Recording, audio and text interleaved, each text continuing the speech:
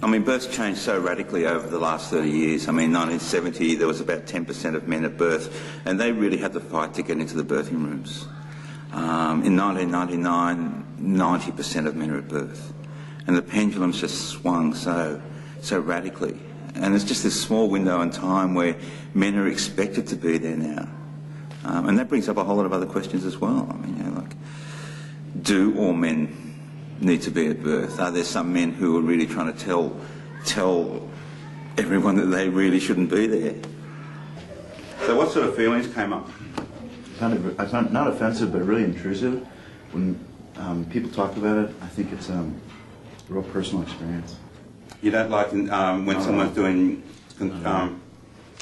making the contraction noises during the visualization, because you're what? Not that I have a problem visualizing, but what it does to the visualization in terms of not into a negative thing, but like I said, I think it's really personal. So, can you tell me the feelings that you kind of get?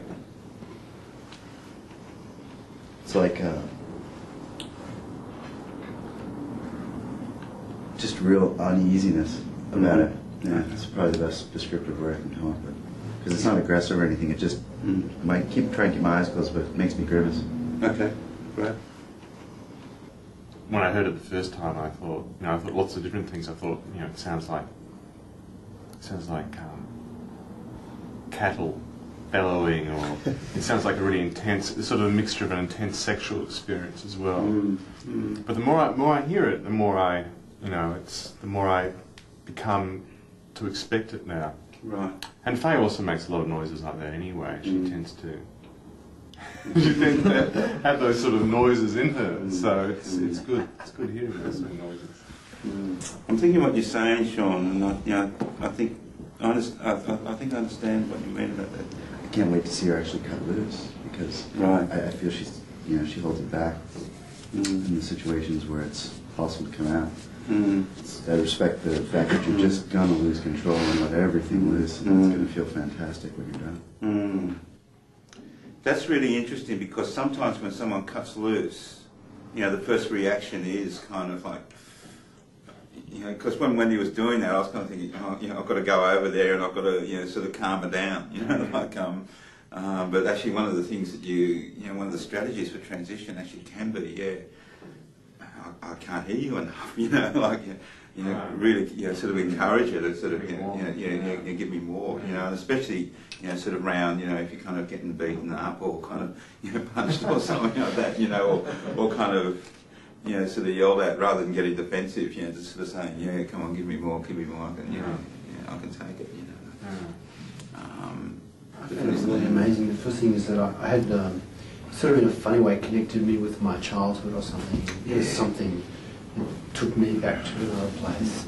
Quite often, when you're in that, especially for the first time, that you actually start having these kind of overwhelming feelings yourself. And I mean, not for everybody, but just be sort of slightly prepared for it. Like that you might get shaky yourself, or you might get feeling very vulnerable or very teary, or kind of, sort of just, sort of. You might have to sit down and just sort of, just slowly breathe. I also think that a man has to have his feelings in birth. I mean, so many men sort of say, I really felt like crying, I really felt like breaking down, I really felt like having some sort of cathartic release, but I couldn't because I'd be worried about my partner. And somehow, I don't know how we do it, but there's got to be a place for men to have feelings rather than being these rocks of granite who kind of stay clenched and are only half breathing till the babies come out, and and they take that full breath again, of anticipation, sort of, or relief or something like that. What else do you, do you think that you can, that you can get grounded again, that you can get focused? That sense of the baby knowing what to do, because you want to have enough trust for it to do that, but at the same time, you want to know where you're needed as well to be able to step in and actually do some positive things as well. So it's really tricky, because you can't, I mean, this is the time where if you could, you'd want to take the labour over yourself. I mean, I really had that feeling, I'd love to have taken, when Cal took off, I would have loved to kind of taken the labour over for a while, given her a break and let her come back in again, but I couldn't do that, I couldn't take the pain away. You can't really rescue them even. because they have to go through that realisation that we talked about in there, that realisation of that they're the only ones who can have the baby. If she's shaking and vomiting, or if that emotional sort of stuff that Marie was talking about is coming out, allow her the space to say it, to have it, to spew it.